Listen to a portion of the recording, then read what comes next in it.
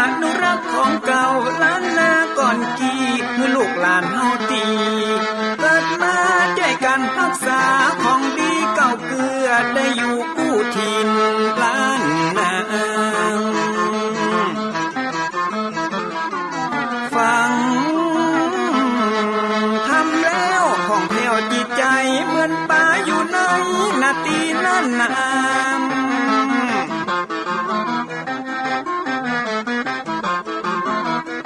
เหมือนไม้สลีอันมีไม้กำเหมือนเสืออยู่ธรรมดงดอยคุณเขาสุขของมนุษย์ยิ่งใจหมู่เฮาสุขที่ได้เอาธรรมะห่มตุ้ม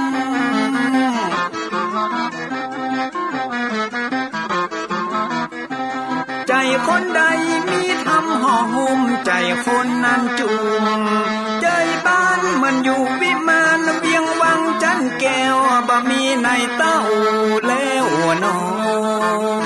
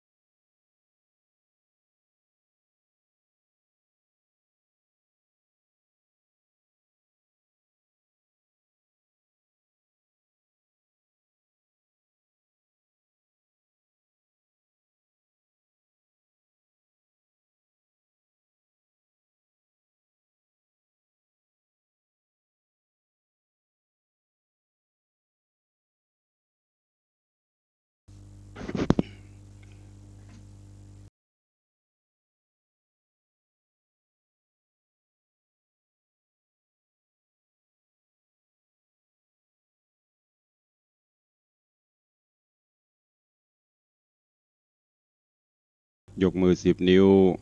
กราบนบนอบน้อมยังพระติรัตนแก้วเจ้าตั้ง3 ประการอันมีพระพุทธพระธรรมพระสงฆ์อันเป็นสรณะที่เปิ่งที่เคารพนับถืออันสูงสุดในชีวิต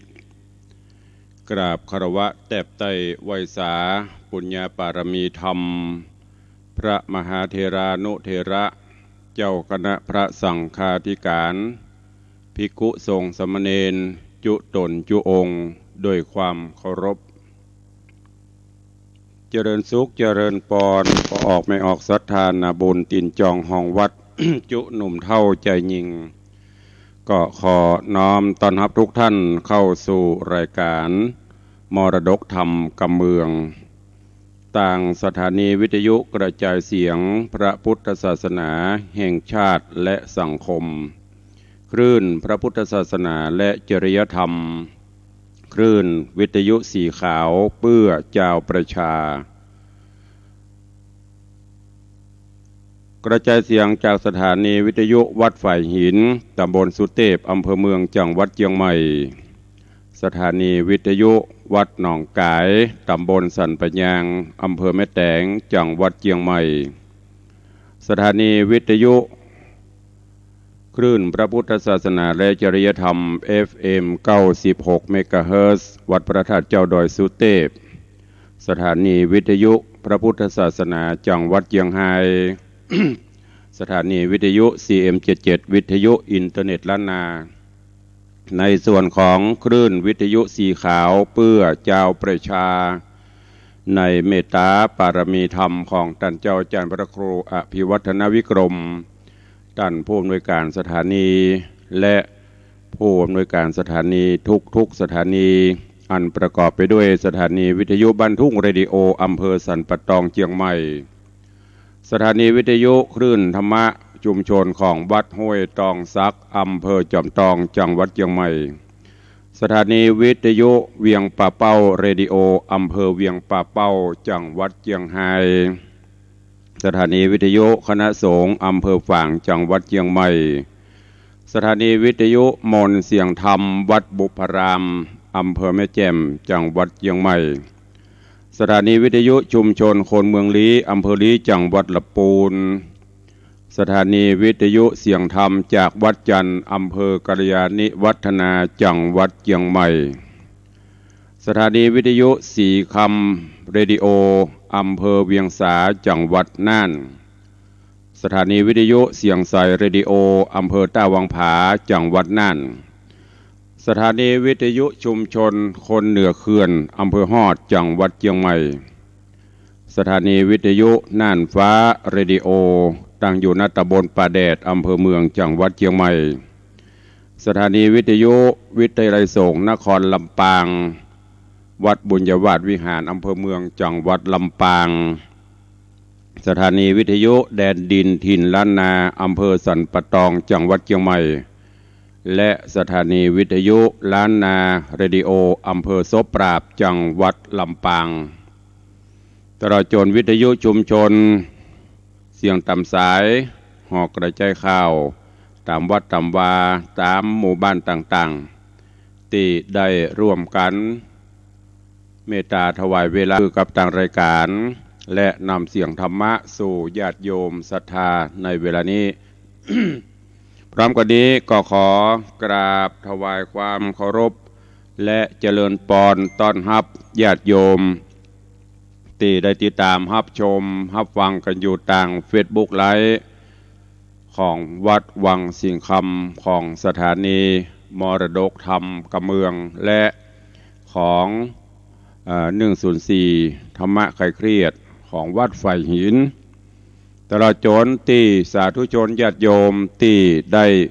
เข้ามาแล้วกดแชร์ไปทาง Facebook ไลฟ์ของกลุ่มเพื่อนๆเพื่อที่จะได้ฟังเสียงธรรมะกันอย่างทั่วถึง เจ้านี้ต้องขอสูงมาเนอะถ้าจะมีเสียงกระแอมกระไออากาศบ่ค่อยแจ่มใสฮ้อนๆหนาวก่อนอื่นต้องขอกราบประธานอภัยกับท่านผู้อำนวยการจันทร์พระครูอภิวัฒนวิกรมครูบาอาจารย์และขอสุมาภัยญาติโยมเนอะ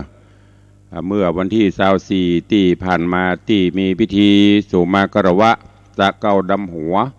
ครูบาอาจารย์พระนักจัดรายการที่ม่อนพระสีสองเมืองโดยนางแก้วจังหวัดเชียงรายที่แรกก็รับปากท่านเจ้าจันทร์พระครูอภิวัตรก็แจ้งมาฮื้อรับทราบเรียบร้อยก็เตรียมตัวจะไปแต่ปรากฏว่ามีโยมเปิ่นมาที่วัดโยมจากกรุงเทพ มาทำบุญก็เลยต้องขอเลื่อนหรือว่าขอตั๋วกับท่านเจ้าก็ปรากฏว่า FC แฟนรายการญาติธรรมไข่หันไข่หูจักได้ยินกระเสียงบ่หันโตก็เอาไว้โอกาสดีๆจึงได้ปะเนาะฟังช่วงนี้ฟังเสียงไปก่อน บ่ค่อยปรากฏตัวเดี๋ยวถ้าปรากฏตัวหันแล้วมันจะก่ายฟังเสียงไปก่อนมอกมาได้จะได้หันให้แต่ถ้าใครหันจริงๆจังๆเจริญปอนเรียนเชิญพบกันได้ที่ในวังวัดวังสิงคำเนอะต้องขอสุมาอภัยกับทุกท่านตัวเองวันนี้ก็เป็นสดเนื่องจากเมื่อก่อนนั้นก็ตุลุงขออนุญาตจากท่านผอ.ใจเทพรายการแตนพักผ่อนตัวเพราะช่วงนี้ภารกิจศาสนกิจก็นัก แต่เจ้าตั้งแต่ตื่นมาจะเมื่อตี 3ปลายละตื่นมาก็ทำภารกิจส่วนตัวเพียวกวาดขี้เงียช่วยตู้เจ้าหดน้ำต้นไม้ต้นตอกมันฮ้อนเนาะเล่นน้ำตัวพ่อมาเจ้าเย็นสบายดีพอได้เวลาก็เข้ามาดำเนินรายการต่อบอกว่าทาง Facebook เป็นจะได้บหุท่านอาจารย์พระครูสมุวิศวัตรพอ104กำลังแก้ไขก็ มันจะขี้ค้านของมันก็จะได้บหุตอนนี้ยังดูมันเป็นไอ้อย่างบหุนั่นมันเข้ามาบ่ได้มันติดเต็มแบบมันเป็นไอ้อย่างบหุก็พอจะดูได้อยู่เนอะเดี๋ยวถ้าอาจารย์กำลังแก้ไขจะตักจะตายพี่น้องทาง Facebook ไลฟ์ก็มีไผ่พ่องเข้ามาวันนี้ พอจะอ่านได้อยู่ เจริญปอนคุณโยมสลินทิพย์บุญเลิศเนอะเจริญปอนโยมชนจันทร์ซอนคำเจริญปอนคุณโยมจัญญาฟองซักเจริญปอนเรียนเจิญเจริญปอนเรียนเจิญว่าเจริญปอนโยมปี้บาลีอินทกูลโยมพินันจรันปิยะจันทร์โดยซิวแล้วก็มีโยมสุปรณีรูมาถวายการต้อนรับท่านเจ้าจำพระครูสิริวัชิโรภาส นี่FC แฟนพันธ์แท้ ไม่เคยขาดละจากกันเลยแล้วก็มีคุณโยมแก้วรอดสการโยมแม่ละอองแก้วชุ่มใจเข้ามาชมโยมแม่จันดีวิสุทธินันโยมฟองคำทิโยมทองคำทิวงคำไข่แฮมยายเพลินเปื้อนเกษตรโยมเปลี่ยนชลีคำกิติพี่ไอยุทธนาจ้างซอห่างดงแล้วก็มีโยมปเลี้ยงธนวัฒน์แม่เลี้ยงทัดพิชาสุสิงคำถวายการต้อนรับท่านเจ้าจำพระครูสถิตเจติยรักษ์ท่านเจ้าคณะตำบลแม่แฝกใหม่เจ้าวาดวัดเจดีย์แม่ครัวโยมแม่ปราณีพยาไคหพล นางฟ้าสายบุญจากสายใต้เจริญปอนโยมแม่นวลศิริยินเขียว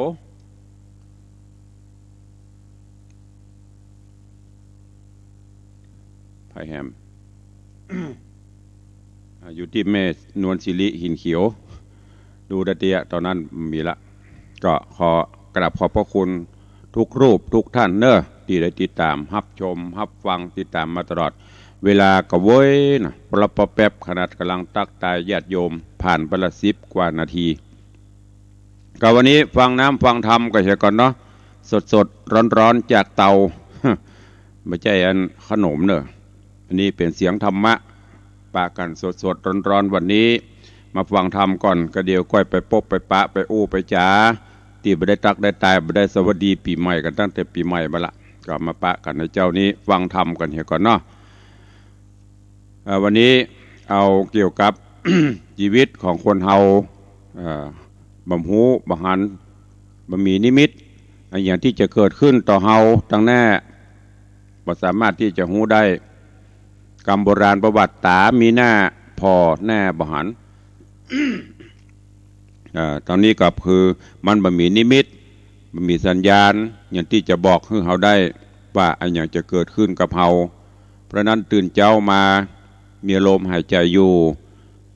ลึกลวกมามืนตาหายใจโซ่เฮายังมีชีวิตอยู่สู้กันต่อไปโอกาสบัดนี้เชิญทุกท่านจะรับฟังพระธรรมเทศนาณโอกาสบัดนี้ลึกลวกมามืนตาหายใจโซ่เฮายังมีชีวิตอยู่สู้กันต่อไปโอกาสบัดนี้เชิญทุกท่านจะรับฟังพระธรรมเทศนาณโอกาสบัดนี้นะโมตัสสะภะคะวะโตอะระหะโตสัมมาสัมพุทธัสสะ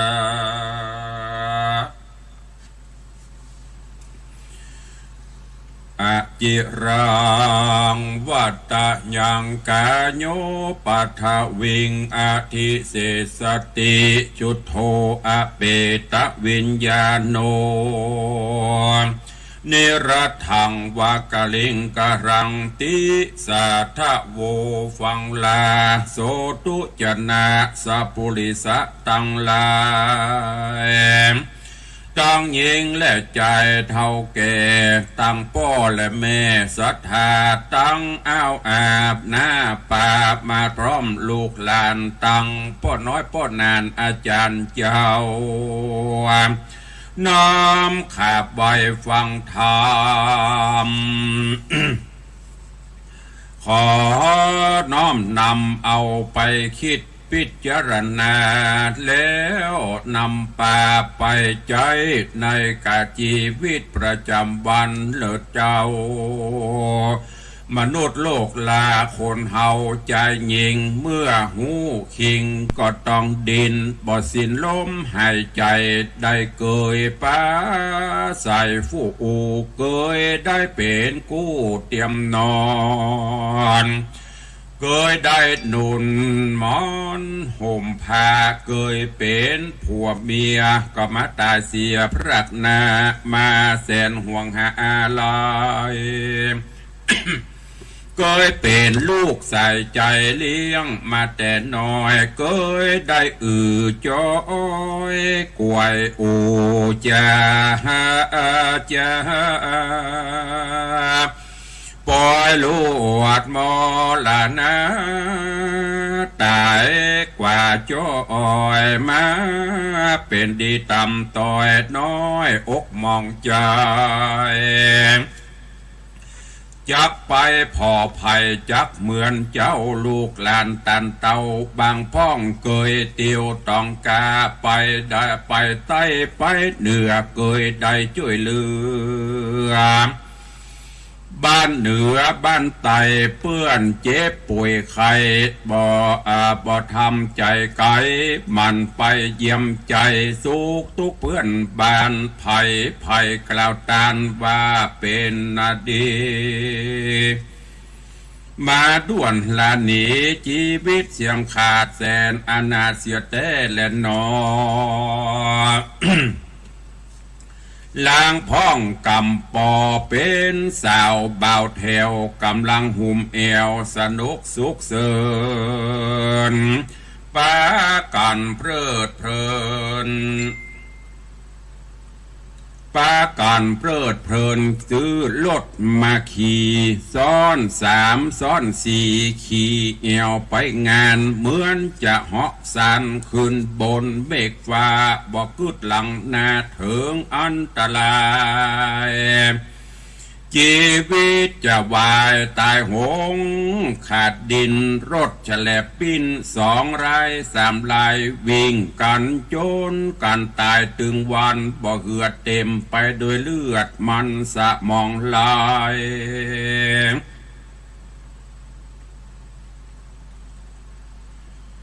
มันสะมองไหลเลือดข้างไปในคอหักเสียจอยโอ้ยน้อแสนเวทนาตามก้อยแต่นาสาธุจนาพ่อแม่แก่เท่าพระพุทธเจ้ากล่าวไว้เป็นพุทธภาษิตว่าปรมาโน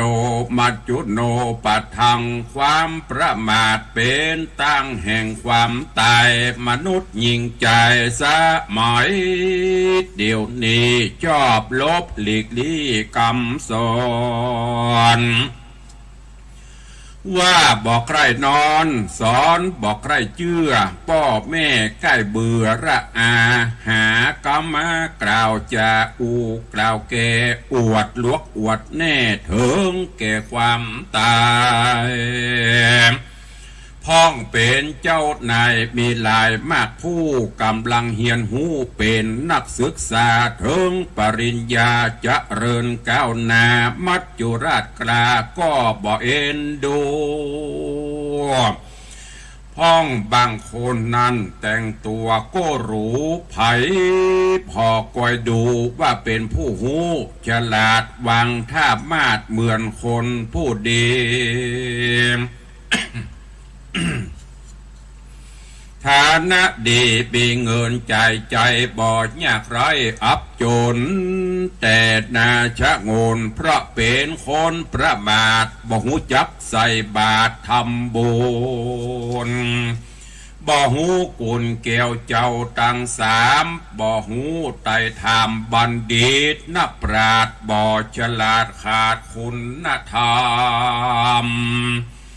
บ่หูน้อมนำกราบไว้ใจบอดใบงมงายหน้าดีเสียดายรูปร่างใจเหินห่างศีลธรรม นอกใสในดำมืดเศร้าสุดแต่ไว้พระเจ้าก็บ่เป็นเกณฑ์ของตานก็บ่ถูกเป็นนาดีอายลูกหลานเลนแสงทะเลเป็นคนลวกอวดหูจอบอวดอูโบลมองค์พระพุทธาตีไว้กล่าวไว้ในธรรมบทว่าโยปาโลมานญาติภาละยังปันดิโตวาปิเตนะโสมีใจความว่าคนโง่เง่าถ้าหูตัวว่าโง่เง่าก็จะเป็นคนดีมีปัญญาใดเป็นไม่ไต่นำตังบ่มัวพรางมืดบอดหูแจ้งจอดสงสารพูดถึงการเกิดแก่เจ็บตายแน่ยิ่งใจอย่าหยุดได้ปังเป่าคันนิ่งเล่าตัวตนเกิดมาเป็นคนนึ่งจาดฮือได้มันใส่บาตรทำบุญศรัทธานุนเกกลามีศีลห้าดวงใส่กายว่าจะใจสุภาพหูน้อมกราบสังฆาอย่าโมหะมัวมือจิตใจจืดตั้งตานใจเจ้ยบานเพื่อแผ่กูลพ่อกูลแม่ครูบาอาจารย์ละวิยาการเป็นวางมาช่วยล้างขัดสีมวลราคีกิเลสมันฟังเตศภาวัตนาศีลสมาธิปัญญาลำเลิศกองผ้าเสือแจงใส่ปั๊มเป่งไปใจเตียงจักใดสุขใจในชาตินี้และชาติหน้าอย่าได้รอทาวันผูกวันหืมอย่าหวังเข่าถือตือมายื่นหือมันบ่เหมือนของซื้อในกาดในลีกเงินทองเฮามีเอาเมื่อใดก็ได้องค์พระที่ไว้กล่าวไว้ว่ากล่าวว่าไว้ความเปลี่ยนอ้างปีอ้างเดือนปีนี้ปีหน้าความตายบ่ท่าไล่ตัวตึงความตายมันบ่ท่ามาไล่ล่าตัวตึงวันปอแม่พี่น้องศรัทธาก็มาหันกันอยู่ตึงวัน มนุษย์ลุ่มไตพ่องก็มาเจ็บป่วยไข้ได้วันสองวันพ่องกระตันหันความดันลมขึ้นจักตื่นก็ลวดตายไปเป็นโรคหัวใจนอนอยู่ในห้องหายใจคัดคองมามวยมอดมวยจีวาขี่รถไปมาขึ้นเหนือล่องไตบ่เจ็บเป็นป่วยข้าอายก็สามปอยว่ามาตายจีบ่มีชีวิตใหม่บอกไว้ล่วงหน้าพี่น้องข้าเจ้าจุงพิจารณาองค์พระสัทธาพัลนากล่าวจีว่าอัตเทวะอเชวะกิจมาตปังโกนชัญญามรณังสุเวอนิมิตะมาตัญจาอิทะชีวิตตังการรีบทำความดีเสียในวันนี้ไผเล่าจากหูว่าความตายจักมาถึงพวกนี้บ่มีนิมิตและเครื่องหมายที่จะบอกหูว่าจะตายเวลาไหนเมื่อใดเพราะว่าชีวิตความเป็นอยู่ของสัตว์ทั้งหลาย เนื่องโดยลมหายใจเข้าออกประกอบโดยธาตุทั้งสี่ดินน้ำลมไฟเลี้ยงอยู่โดยปัจจัยทั้งสี่บ่เป็นที่อดทน เป็นสรีระยนต์บ่ทนอยู่ใดถูกความเจ็บฮ้อนไม่ก็ทุกขเวทนาจะโอปะมาเหมือนดวงปฏิทเอาไฟไม่ขีดจุดตามไฟไม่ลามเผาไม่เปลี่ยนเล่มใหญ่ใส่เหงาแสงสะเก่านวลพองแจ้งใสส่องยืนนานถ้าลมมาปัดป่านถูกต้องแสงแจ้งส่องก็ดับไปอันนี้ฉันใดชีวิตของสัตว์ทั้งหลายก็โอปมาดังอันนั้นแหละนาต่อองค์ศาสดาบัณฑิตนักปราชญ์ต้านผู้ฉลาดเปรียบอุปมาชีวิตสัตว์ตามนุษย์ตัวนาเหมือนฝนจากฟ้าไหลหลังลงมาโยดย้อยหญ้าคาพฤกษาใบไม้หยาดหยดใบแวววาวต้องแสงขาวดังแก้วแล้วแหกเหือดแห้งเหือดหายไปมีแถมในยาเหมือนหอยขีดน้ำบ่หันซ้ำปอสองบ่หูแนวกองขีดน้ำคือบ่หูพร่ำวันตาย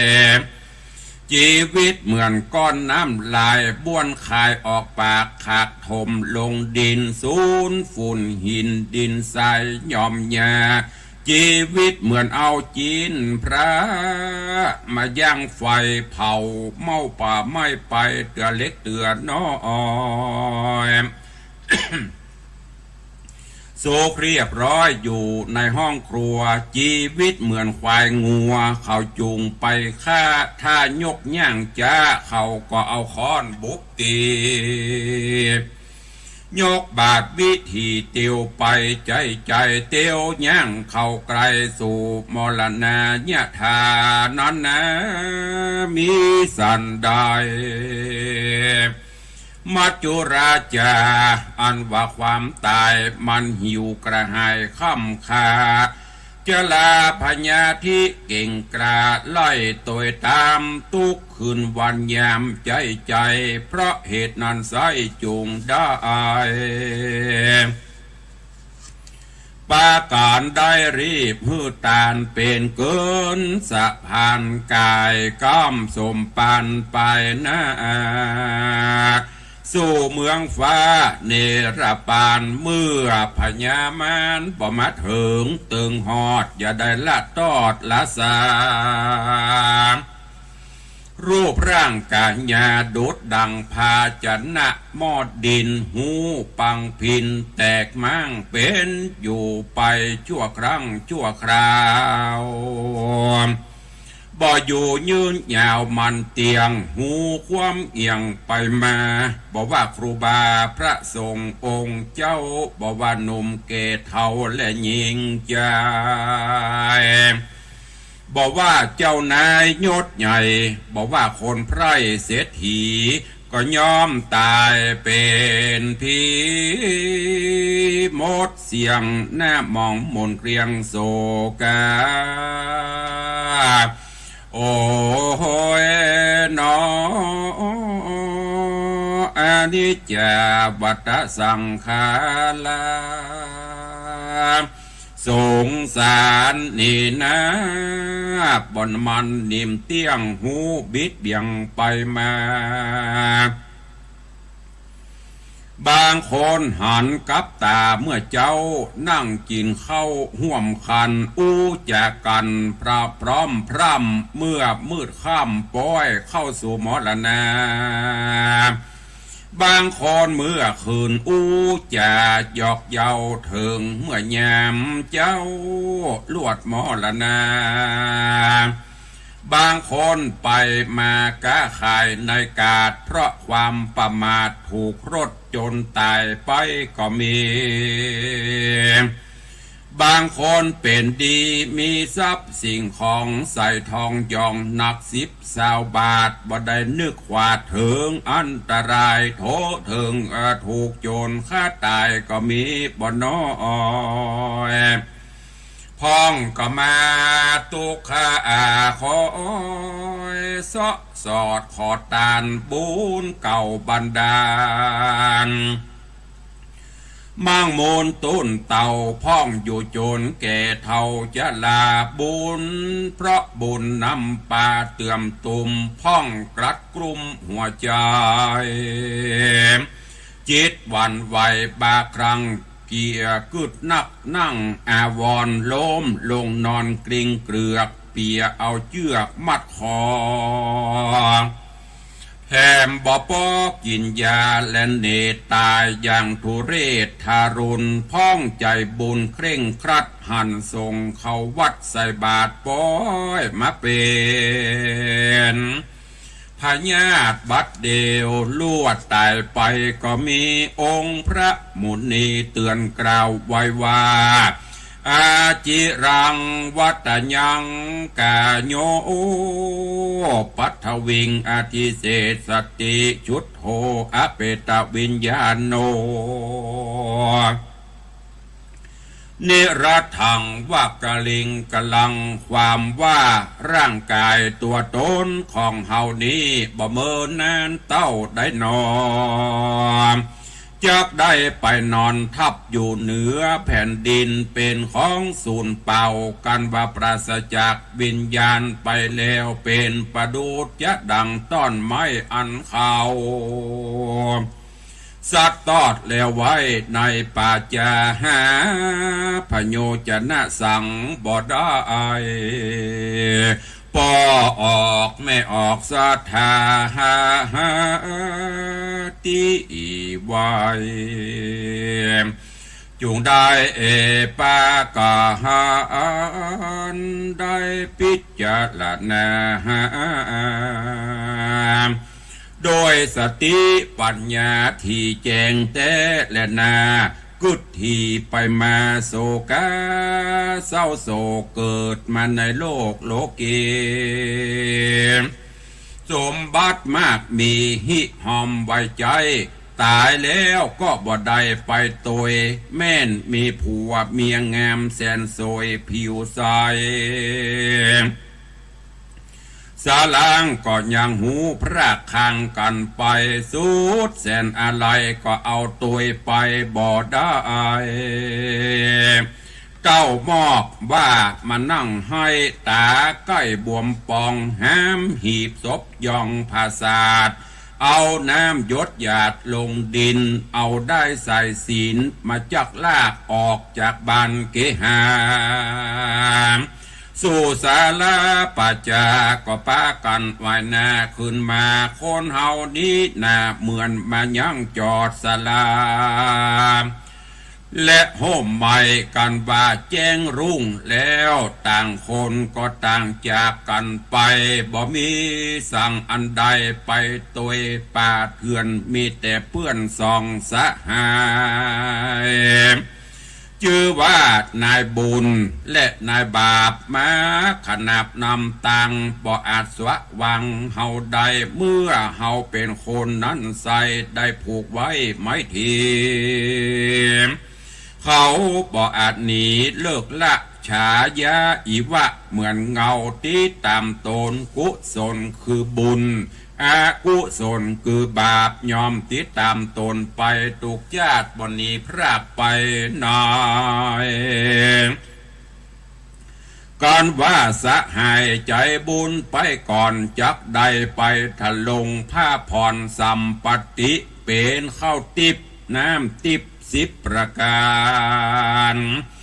การสะหายผู้ใจหานกระอยากไปถึงก่อนเตียงตุกเดือดฮ้อนเวทนาตกอเวจีอบายตังสีมีม่อนหกเป็นตนตุกเดือดโลนปอประมาณ ต้านผู้ใดหันอันนี้จะสงสารที่แจงจุงรีบแซงกระตำบุญกินต้านนุนอย่าได้ขาดบริจาคเตตันฮักษาศีลเจียงคัน85บ่ถ้ารอถ้าเปื้อนทำบุญตัวหาตัวเปิ้งอัตตาสัตจริงแม่นมันจะได้คิดจันวางน้ำห้วยหน้าวางน้ำฟ้าไปบนพอบานโหนไปนาเมฆฟ้าไกลเหมือนฟ้ากับดินองค์พระมุนินพระพุทธเจ้าสอนบอกเราเดิมแม้ว่าอัตตาหิอัตโนนาโถตนและเป็นที่พึ่งของตนดังอันและนาขอพ่อออกแม่ออกศรัทธาเจ้าข้าทั้งหลายอย่าได้ประมาทลาสาจุงมันหานำปาเอาศีล5ศีล8โกดแขวดติดตามตนฮือตานฮักษาศีลเจริญเมตตาภาวนาไปใจจะเป็นไม้ใจสองมักกะตางถึงนิพพานเวียงแก้วก็มีแล้วโดยประการดังกล่าวมานี้แหละนานิทิตังขีญะสังวันนาวิเศษจาห้องเหตุธรรมเทศนากรรมสอนเรื่องชีวิตบ่มีนิมิตหมายก็บังโกมสมเด็จสเด็จ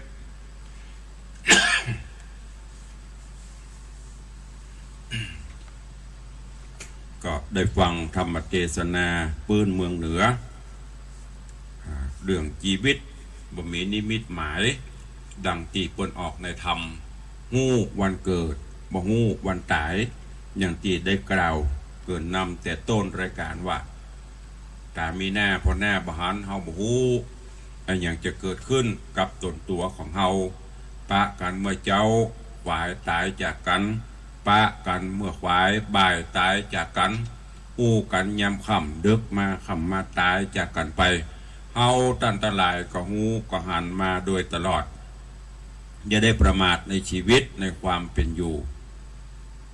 เร่งรีบสร้างกุศลผลบุญคุณงามความดีไปแสวงหาบุญกุศลไว้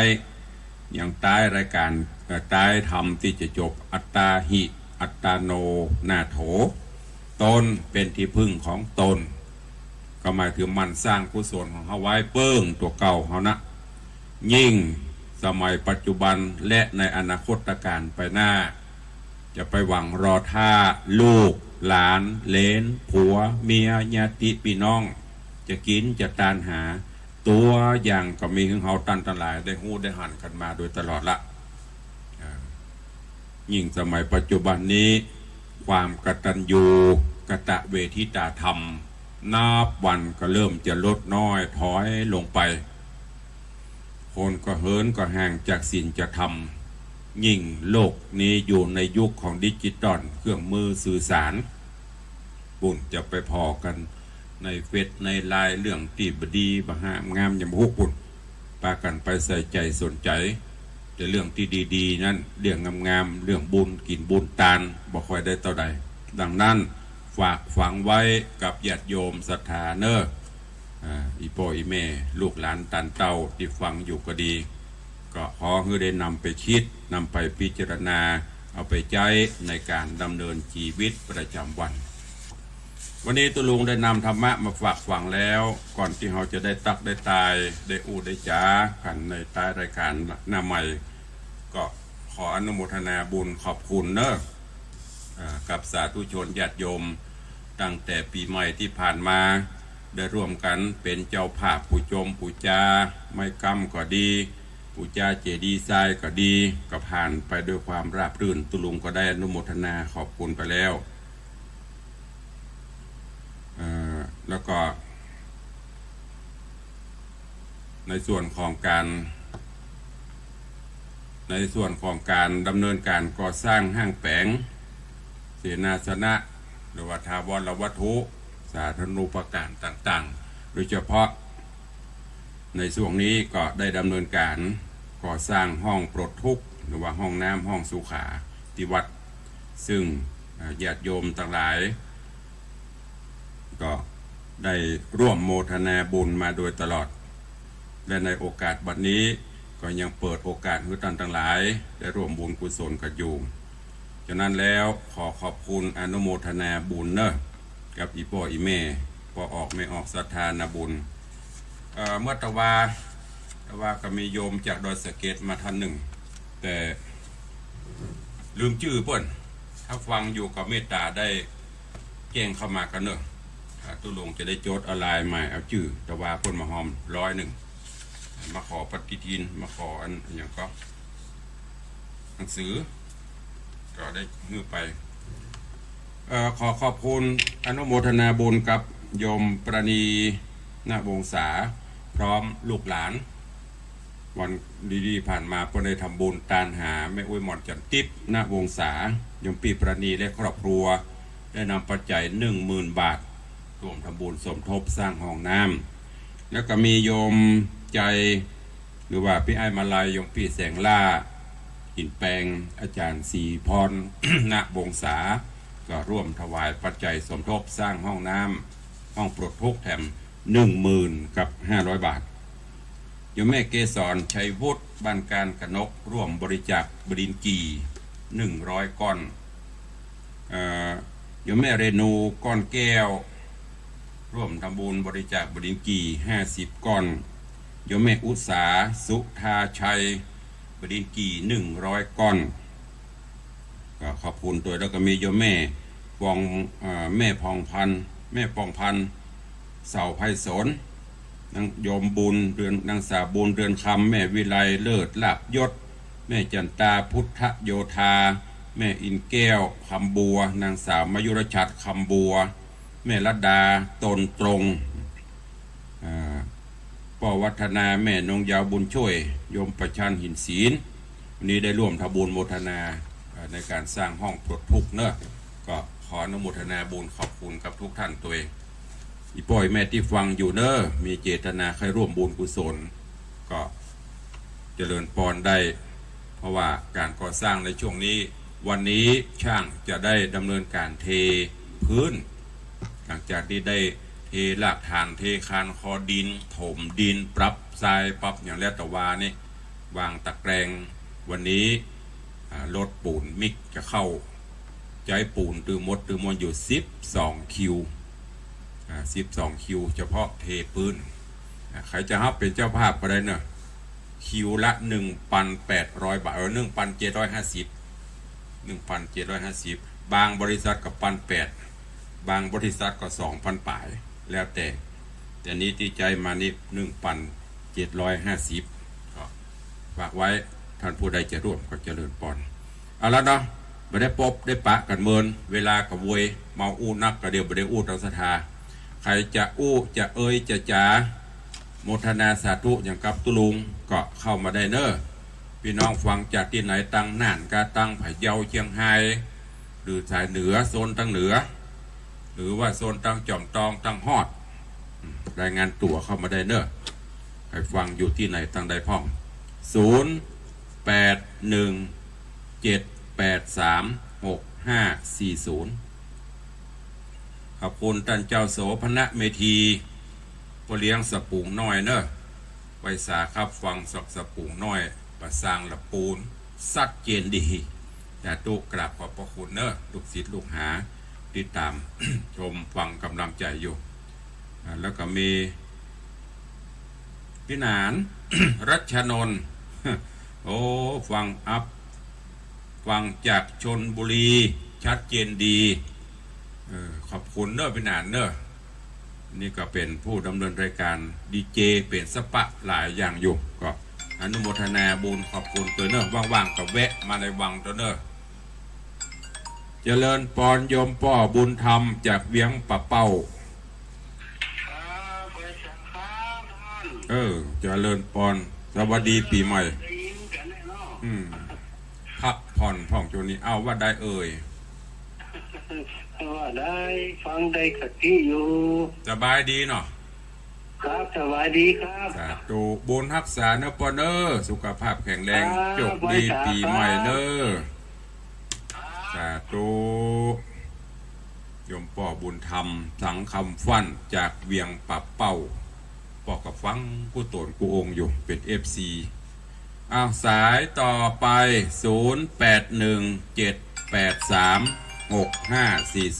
เจริญปอน จากไม่ทราบเจ้าท่านพระครูยังไม่ทงกระจากบ้านพระแกนบ้านโอ่งเจ้า จากห้วยการบ้าน อยู่ โฮ่ง พระครูอยู่ตลอดนะเจ้า สาธุเนอก ำลังใจนะเจ้ากาไว้สาเจ้า แม่อย่างก็เนี่ย แม่สายทองธัญแก้วเจ้า ใส่ทองห้วยการบ้านโฮ่งเนาะ เจ้า สาธุเนอจะเลิศพร เจ้า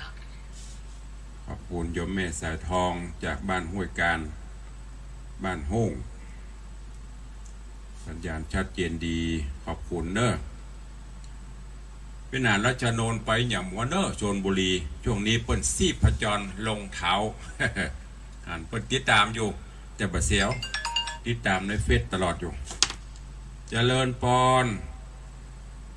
นมัสการเจ้า มันกองปีใหม่แล้วชักไฟเต็มตีแล้วก็เสียงแจ๋วเลยอ่ะ ก็ว่า ทุกวันพุธพอดีเปิ้นลิงก์สัญญาณก็เลยพยายามวันพุธนี่มันขาดมาได้โดนตัดออกคำว่าวันพุธ ไป นี่ ฟั เพิ่น ง จะ ตับเต็มเนอะโยมขอฟังอยู่ แล้วแต่ต่างท่านผู้อำนวยการใหญ่ จ้า ไอ้วันพุธนี่มันจะลิงก์สัญญาณ แต่ถ้าวันปกติก็อยู่นะ3-4 สถานีเฮาสาธุเนอ จ้า ว่างกับมาเอี่ยวในวังมาช่วยกันสร้างห้องน้ำ เจ้า สาธุ นมัสการเจ้า ขอบคุณตัวเจริญปอนสายต่อไป 0817836540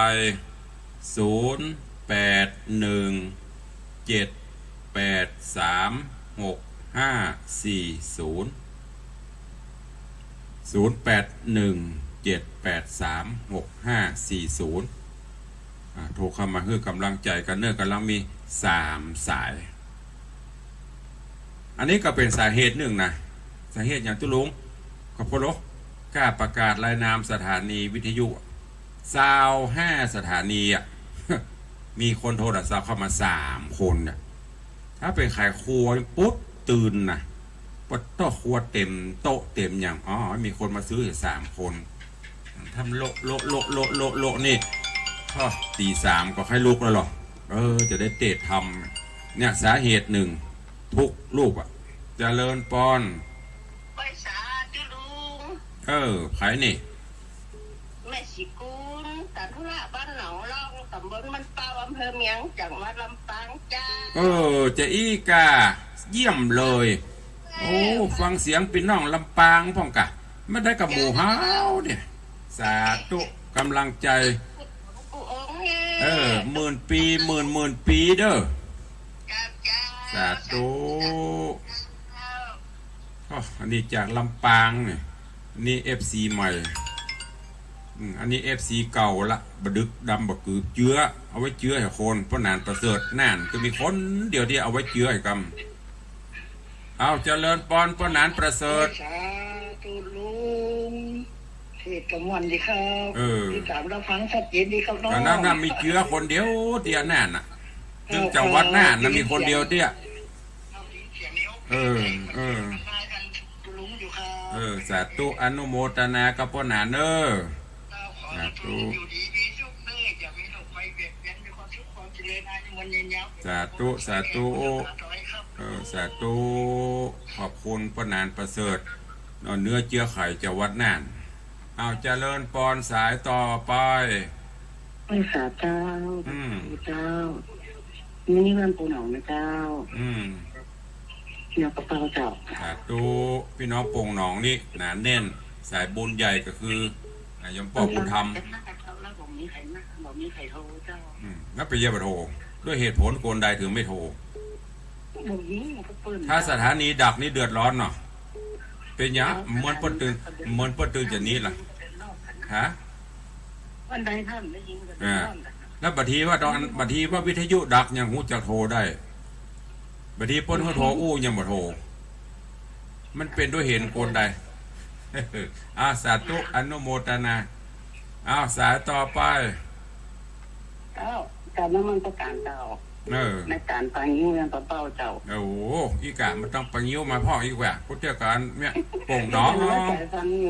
มีกันแม่ถามว่าน้อยใจไหมโคตรสุดๆเลยแหละตื่นมา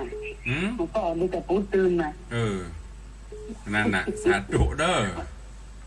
ขอบคุณหลายๆอนุโมทนาเด้อจากป่างิ้วเวียงป่าเป้าเจริญพรนมัสการสวัสดีปีใหม่จะไปดำหัวสักวันเนอะก็น่าจะว่านานโอโทรหาเพราะว่าแม่ว่าแม่ว่าว่างแล้วก็ได้เจ้าสั่งว่าถ้าไปบางสิคำไม่ได้บอกเลยมาโทรหาเลยคืนกันก็จะว่าโทรเจ้าเดี๋ยวว่าวันใดก็ไปโทรหากันเด้อแม่มาวันใดเจ้าวันใดจะเหมือนแน่แต่เนาะเอาไว้ฮะไปมาออกดอกน้ำนักก่อนสาธุนะแม่เนอขอบพระคุณถ้าจะพระคุณตัวเจ้าพี่น้องจะดีไม่ครัวกู้คนตัวเนอสาธุเจ้าธรรมสการขอบคุณครับอาจารย์พระครูแล้วก็เดี๋ยวแม่เจริญปอนฟังอยู่เจ้ามันต้องน้อยใจก็มีกะมันธรรมดาอยู่ละอันบัดต้องน้อยใจนี่มันว่าผายมันถึงมีถ้ามันโลอีปัดโต้กำลังใจขึ้นเป็นปุ๊บถ้าผายอันโทรคาโลอีนำบะหอมซักบาทมันก็ม่วนอันดับปีนี่ละพวกรับต่อสาธุสาธุยายเพลินเปื้อนเกษตรสาธุขอบพระคุณเป็นอย่างสูงยิ่งกับอาจารย์หลวงพ่อท่านพระครูสถิตเจติยารักษ์ท่านเจ้าคณะตำบลแม่แฝกเจ้าวัดเจดีย์แม่ครัวท่านเจ้าก็ร่วมกันกับพี่น้องศรัทธาเนอะศรัทธาวัดเจดีย์แม่ครัวทุกท่านทุกหลังคาเฮือนสายบุญของโยมแม่จันดีวิสุทธินันท์เพื่อนได้นำต้นปัจจัยตั้งเมื่อปีใหม่ที่ผ่านมาก็จะได้นำมาร่วมถวายทานสมทบสร้างห้องปลดทุกข์ขอบพระคุณเป็นอย่างสูงในเมตตาบารมีหลวงพ่อพระครูสถิตเจติยลักษณ์โดยแล้วก็อนุโมทนาขอบคุณกับโยมแม่จันดีวิสุทธินันท์โยมแม่บุญธรรมก็อุปถัมภ์มาโดยตลอดบอกว่าเข้าน้ำโภชนะอาหารจตุปัจจัยมาโดยตลอดพี่น้องเจดีย์แม่ครัวใครให้ใครหอมมามันไก่ก็เอาไปฝากโมทนาบุญกับหลวงพ่อพระครูได้หรือบ้านแม่จันดีวิสุทธินันท์เนอะตอนนี้เพิ่นกำลังรวบรวมอยู่เจริญปอนจุกไก่อยู่อุโมงค์นี่จ้ะอุโมงค์ละปูนเนี่ยที่แดนเมืองเนี่ยที่ต้นยางกุ่นเนี่ยฟังตลอดนะรายการวันเสาร์วันที่สมุนแต่ปะโถมันฟังหูเปิดนะแต่มันอยู่บางโต้เนี่ยมือไปคิดเปิดเลยไปได้โทรหัดตู้ลุงเป็นอย่างว่าคิดเปิดตาวิทยุพอกะที่ไม่ได้ดังดีอ่ะดูก็น่ะเดี๋ยวตู้ลุงจะเจนน่ะเจนแกคิดเปิดสาธุว่างเว้นกลับมาเนอะกำลังใจตลอดเนอะสาธุอันเต็มใจไม่พึ่งประกองเนี่ยแม่ผลึกน่ะแม่ผลึกคลายปัญหานั่นกันกระดูกสะเทือนน่ะบริกีกับบุษกรน่ะก็ได้นี้ก็เนิร์ดเจ้าขอจะไปแอนเอลในวังนะเจ้าปูนเดือนหน้านี่ได้มาละเมษาพฤษภามิถุนาส่งน้ำพระธาตุเจ้าจะไปน้อยใจเนอะมีกะมีพ่องถ้าโทรมาโลอีบน้อยแหละถ้ามาดับปิ้งนี่มีกะรับสาธุเนอบุญรักษาสาธุที่บ้านโยมตู่เด้อเนอะที่หอจะป่อบ้านโยมตู่โยมสุรัตน์เสาคำวิเวกเจริญปอนเจ้าวันนั้นเขาซ่อหาพระครูสีสองเมืองแล้วก็ต้องอันนี้หน่อยกะเก็บตัวพ่องกะไปฟังออกนักเดี๋ยวไปหานแล้วไปจังขี้หน้าเหมาะเบลียอีไปยังจังขี้หน้าไปยังบอกใครโทรหาเปิ้นไปนี่เปิ้นไปกับลูกตนลูกองกันแน่กันนาทีการเปิ้นบอกมาฝากท่านพระครูเนอะเอาไปมอบเพื่อนกันเดือดได้สัก3-4 แสนยังแควนกัน สู่มาเถอะเดี๋ยวก็มาหากันที่วัดเอาเด้อเดี๋ยวก็มาดำวัดไปเอามีภารกิจเร่งด่วนเพื่อนอยากสตางค์มาหอมแปลงห้องน้ำก็เลยไปไม่ได้เอาไว้โอกาสหน้าเนอะสาธุอนุโมทนาเอาแม่ประณีจะเลินปอนปีใหม่เจ้าสวัสดีปีใหม่เมืองเจ้าสาธุอนุโมทนาอยู่ดีมีสุขเนอะสาธุอนุโมทนาสาธุบุญรักษาขอบคุณโยมแม่ประณีพยัคฆ์ไคหพลนี่แม่บุญธรรมสายใต้สายเหนือสายใต้สีเหนือเสือใต้อุปถัมภ์ใหญ่อุปถัมภ์หลวงก็ใช้กลางบเลียงธนวัฒน์แม่เลียงทัดพิชาแล้วก็ญาติโยมศรัทธาทั่วสารทิศนะมันบ่พร้อมครับเยอะศรัทธาเลี้ยงดีก็ฝากคำเนอะเมตตาพรำโดยคุณโยมสุรัตน์เสาคำหรือว่าโยมตู่หอป่อพญาตีวิเวกโยมตู่เปิ้นก็ตั้งต้นไว้ที่บ้านที่หอเปิ้นก็ลูกศิษย์ลูกหาลูกเลี้ยงเอียงคำเนอะมาวังสิงคำคนเดียวกับมาได้มีไผมาส่งมีเจตนาให้ร่วมก็ไปร่วมที่ห้านได้แถมที่หนึ่งกับปุ้นบ้านโยมจรัญสุธาดอยแต้นพระผาหลวงนี่เพิ่นก็แจ้งว่าจะจวนเปื่อนฝูงรวบรวมมาช่วยสร้างก็อนุโมทนาบุญขอบคุณตัวท่านผู้ใดมีเจตนาให้เป็นสายบุญโอ้ปนไปไก่ห้อยจะเป็นสายบุญเป็นสะพานบุญจะนำต้นนำอย่างมาตั้งที่บ้านเปิ้นมาให้มาหอมก็ได้เนอะขอบพระคุณหลายๆช่วยกันคนละไม้คนละมือห้องปลดทุกข์จะได้เสร็จโดยเร็วอัปเดตเรียบร้อยณเวลานี้จำนวนก่อนก่อสร้างทั้งหมดทั้งมวล14ห้องพระเถระพระเนน3ห้องไม่ยิง5ห้องประจาย5ห้องบุคคลพิเศษ ว่าผู้พิการบุคคลพิเศษแถม1ห้องรวมเป็น14ห้องก็เป็นงบประมาณเพิ่มขึ้นไปแถมจะเสี่ยงตะไดบัวแบ่งไปจนกว่ามันจะเสร็จเรียบร้อยรอแรงน้ำใจจากทุกท่านเนอะใครจะฮับบดินกีก็ก้อนละ2 บาทความจริงแล้วตกก็ก้อนหนึ่งเกือบ3 บาทแต่เมตตาญาติโยมห่วมกัน2 บาทกระเปาะ10 ก้อน20 ก้อนกระเต่าอายุกะหรือจะฮับเป็นเจ้าภาพปูนเทเป็นคิวก็คิวละ1,750 บาทวันนี้ตามที่ได้สั่งคนมานะเนอะหรือจะฮับเป็นปูนซีเมนต์เป็นกระเบื้องปูผนังปูปื้นกล่องละ500 บาทก็ช่วยกันไปคนละเล็กน้อยเนอะใครจะร่วมโมทนาบุญก็ติดต่อได้วันนี้เวลาหมดเวลาแล้วเนาะขอนำรายการจากไปก่อนเนอะกราบขอบพระคุณครูบาอาจารย์ทุกตนทุกองค์ขอบคุณญาติโยมทุกท่านที่ได้ติดตามทั้งจากสถานีวิทยุจากเฟซบุ๊กไลฟ์ในวันนี้ขอบคุณทุกท่านตัวเองอยู่ดีมีสุขบุญรักษาเหมือนกันทุกท่านทุกคนทุกตนทุกองค์ขอบคุณท่านผู้อำนวยการสถานีทุกสถานีตัวเองขอบคุณแก้วเจ้าทั้ง3ประการปกโฮมทุกท่านอยู่ดีมีสุขเจริญไปด้วยอายุวันนะสุขะพละเหมือนกันจุตนจุองค์จุผู้จุคนเนอจัตตาโรธรรมาวัฏันติอายุวันโนสุขัง